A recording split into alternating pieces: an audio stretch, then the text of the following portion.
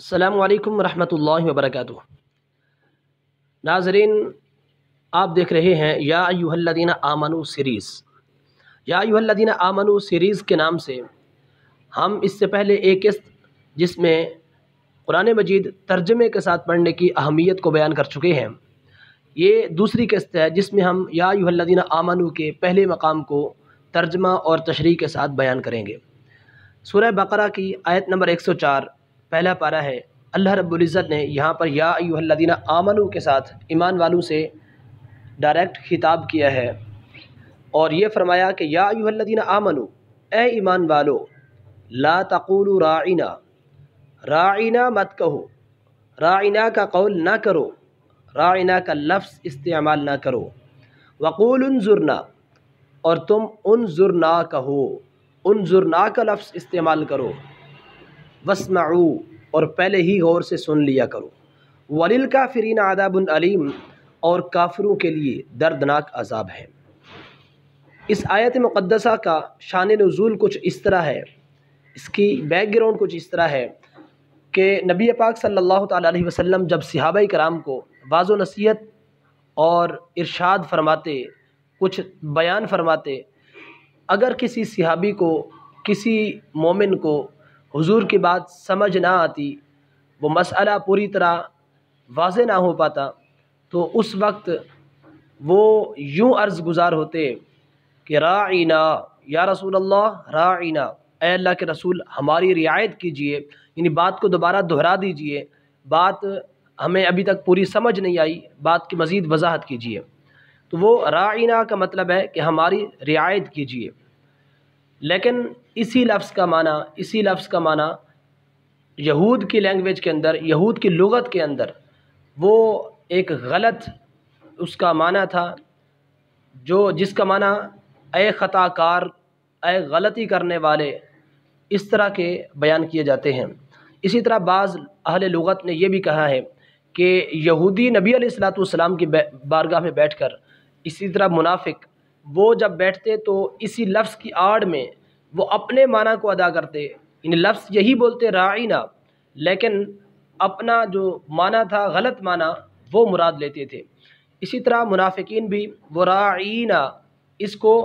توڑ مروڑ کر، یعنی اس طرح بولتے، لمبا کر کے عین کے بعد یا پیدا کر دیتے، راعینا، جس کا معنی بنتا تھا کہ ہمارے چرواہے۔ تو اللہ رب العزت نے اس وقت نبی علیہ الصلوۃ والسلام کو یہ فرمایا کہ جب ایک مرتبہ نبی علیہ الصلوۃ والسلام کی بارگاہ میں کچھ یہودیوں نے یہ لفظ استعمال کیا، تو وہاں پر حضرت سعد بن ابی وقاص رضی اللہ تعالیٰ عنہ کھڑے ہوئے اور انہوں نے یہ فرمایا کہ خبردار، آج کے بعد اگر تم نے لفظ راعینا رسول اللہ صلی اللہ علیہ وسلم کی بارگاہ میں یہ لفظ استعمال کیا، بولا، تو میں تمہاری گردنیں اڑا کے رکھ دوں گا، میں تمہیں قتل کر دوں گا۔ تو اس وقت یہودیوں نے، منافقوں نے کہا کہ یہی لفظ تو تم بھی استعمال کرتے ہو، تمام مومنین استعمال کرتے ہیں، اگر ہم نے اس کو استعمال کر لیا تو کیا حرج ہے؟ تو اس وقت اللہ رب العزت نے یہ آیت کریمہ نازل کی اور فرمایا یا ایھا الذین آمنوا، اے ایمان والو، لا تقولوا راعینا، تم راعینا مت کہو، وقولوا انظرنا، بلکہ اس کا متبادل لفظ دیا کہ انظرنا کہو، یا رسول اللہ ہم پر نظر کرم کیجئے، ہم پر نظر کرم کیجئے، بات کو دوبارہ دہرا دیجئے۔ تو یہاں پر اگر غور کیا جائے تو اللہ رب العزت نے منافقوں سے، یہودیوں سے نہیں کہا کہ یہودیوں تم راعینا نہ کہو، منافقوں تم راعینا نہ کہو، بلکہ خطاب ایمان والوں سے کیا ہے۔ نبی علیہ الصلوۃ والسلام کا ادب اور اس بارگاہ کے آداب ایمان والوں کو سکھائے ہیں، کیونکہ ایمان والے ہی نبی علیہ الصلوۃ والسلام کا ادب کرتے ہیں۔ جو بارگاہ مصطفیٰ کا ادب نہیں کرتے، گویا وہ ایمان سے خالی ہے۔ اس لیے اللہ رب العزت نے ایمان والوں سے فرمایا، اے ایمان والو، لا تقولوا راعینا، تم ایسا لفظ استعمال نہ کرو جس کی وجہ سے منافقین کو یا کفار کو، یہودیوں اور عیسائیوں کو موقع ملے کہ وہ تمہارے نبی کے بارے میں غلط معنی ادا کر سکیں، اپنا بغض کا اظہار کر سکیں، لہذا تم بھی ان کو موقع ہی نہ دو، ایسا لفظ بھی استعمال نہ کرو جس لفظ کی وجہ سے تمہارے نبی علیہ الصلوۃ والسلام کی توہین کی جا سکتی ہو۔ تو اس لیے اللہ رب العزت نے ایمان والوں، حالانکہ نبی علیہ الصلوۃ والسلام کے جتنے صحابہ تھے، کسی صحابی کے بارے میں یہ وہم و گمان تک نہیں کیا جا سکتا کہ وہ ایسا معنی مراد لے سکتا ہو، بلکہ وہ تو نبی علیہ الصلوۃ والسلام کی خاطر جانیں قربان کرنے والے، مال قربان کرنے والے، وطن کو چھوڑنے والے تھے، لیکن اللہ رب العزت نے پھر بھی انہی صحابہ سے، ایمان والوں سے فرمایا یا ایھا الذین آمنوا، اے ایمان والو، لا تقولوا راعنا، راعنا مت کہو، وقولوا انظرنا، بلکہ اس کا متبادل لفظ یہ ہے کہ تم کہو یا رسول اللہ ہم پر نظر کرم کیجئے، لیکن واسمعوا، بات پہلے ہی غور سے سن لیا کرو۔ جب نبی علیہ الصلوۃ والسلام بعض و تلقین کر رہے ہوں، پہلے ہی بات غور سے سن لیا کرو، تاکہ دوبارہ نبی علیہ الصلوۃ والسلام سے پوچھنے کی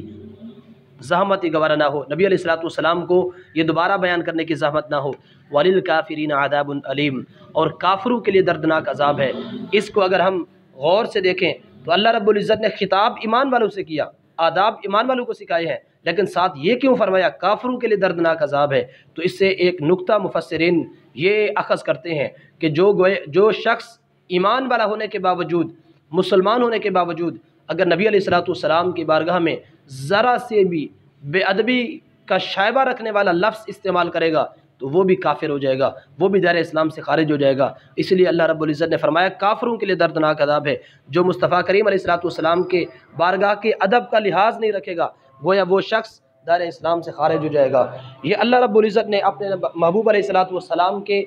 آداب قرآن مجید کے اندر بے شمار مقامات پر سکھائے، اور خصوصاً ایمان والوں کو سکھائے ہیں کہ اللہ رب العزت نے سورہ حجرات کے اندر دیکھ لیں، فرمایا یا ایھا الذین آمنوا، وہاں پر بھی خطاب ایمان والوں سے ہے، یا ایھا الذین آمنوا لا ترفعوا اصواتکم فوق صوت النبی، اے ایمان والو اپنی آوازیں نبی کی آواز سے اونچی نہ کرو، ولا تجہروا لہ بالقول کجہر بعضکم لبعض، اور جب نبی علیہ الصلوۃ والسلام سے بات کرو تو ایسے چلا کر بات نہ کیا کرو جس طرح تم ایک دوسرے سے چلا کر بات کرتے ہو، ان تحبط اعمالکم، کہیں ایسا نہ ہو کہ بارگاہ مصطفیٰ کریم علیہ الصلوۃ والسلام کی بارگاہ میں چلانے اور بے ادبی کرنے کی وجہ سے تمہارے سارے اعمال حبط ہو جائیں، تمہارے سارے اعمال ضائع ہو جائیں، وانتم لا تشعرون، اور تمہیں اس کی خبر تک نہ ہو، یعنی سارے اعمال ضائع ہو گئے، تم خود کو متقی اور تقوی پرہیزگار سمجھتے رہو اور سارے اعمال تمہارے ضائع ہوں، تمہیں پتہ ہی نہ ہو۔ اور اسی طرح اللہ رب العزت نے فرمایا سورہ حجرات کی اگلی آیت، یعنی آیت نمبر 3 کے اندر، ان الذین یغضون اصواتهم عند رسول اللہ، بے شک وہ لوگ جو اپنی آوازیں بارگاہ مصطفیٰ علیہ الصلوۃ والسلام میں پست رکھتے ہیں، نیچی رکھتے ہیں، اولئک الذین امتحن اللہ قلوبہم للتقوی، یہی وہ لوگ ہیں کہ اللہ رب العزت نے ان کے دلوں کو تقوی کے لیے چن لیا ہے، لہم مغفرۃ واجر عظیم، ان کے لیے بخشش ہے اور بہت بڑا اجر ہے۔ یعنی جو لوگ نبی علیہ الصلوۃ والسلام کی بارگاہ کا ادب کرتے ہیں، وہاں پر اپنی آوازوں کو پست رکھتے ہیں، اللہ رب العزت نے فرمایا یہ پکے مومن ہیں، ان کے دل متقی ہیں، اور ان کے لیے آخرت کے اندر بھی درجات ہیں۔ اور اس سے اگلی آیت سورۃ حجرات کی آیت نمبر 4، ان الذین ینادونک من وراء الحجرات،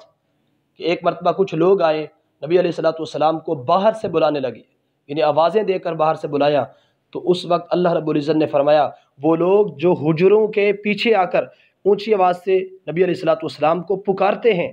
اکثرهم لا یعقلون، ان میں سے اکثر بے عقل ہیں، انہیں عقل نہیں ہے، اگر ان کو سمجھ ہوتی تو نبی علیہ الصلوۃ والسلام کی بارگاہ کا ادب کرتے، اور ولو انہم صبروا حتی تخرج الیہم، اگر وہ صبر کرتے، باہر حضور کے دروازے پر بیٹھے رہتے، حضور خود اپنی مرضی سے باہر تشریف لاتے، حتی تخرج الیہم، حضور خود ان کی طرف تشریف لاتے، لکان خیر لہم، تو یہ انتظار کرنا ان کے لیے بہتر تھا، باہر کھڑے ہو کر بلانا یہ بے ادبی ہے، بلکہ وہاں انتظار کرنا یہ ان کے لیے بہتر تھا۔ واللہ غفور الرحیم، اللہ بخشنے والا مہربان ہے۔ اسی طرح اللہ رب العزت نے